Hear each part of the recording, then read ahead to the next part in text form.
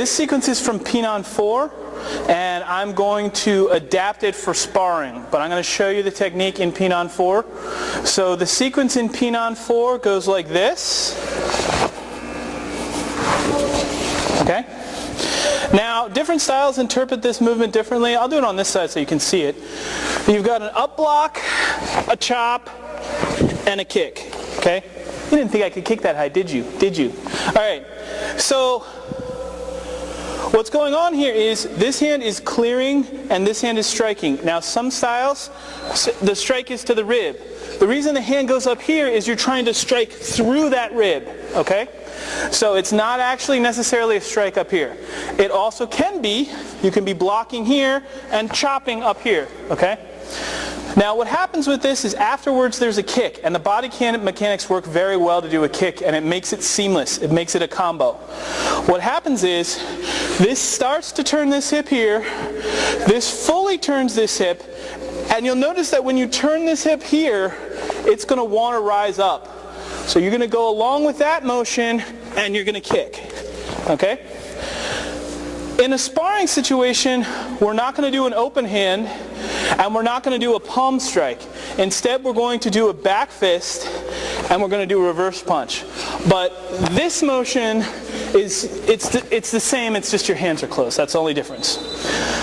So, actually switch places so they can see it better. Okay? So what I'm going to do is, this is a basic technique. It's in, everybody who does sparring learns this technique, especially in Tang Soo Do anyway. So you're going to come here and you're going to block and he's going to block high. Oh my gosh! And when he does that, it opens up this nice area here and bam, you blast him. So first we're going to train this as 1-2. Okay? 1-2. If this was with the kata, I would come in a little closer and it would be here. Okay? Or it would be here. Okay? Either way. Now what happens is, if he blocks this with his backhand by crossing, which is the best way to block it, I'm going to come here and he's going to turn and cross and block this, and he's going to step back. Okay? So it looks like this. 1, 2, and now you'll notice you're in the perfect situation to throw a kick. Right there.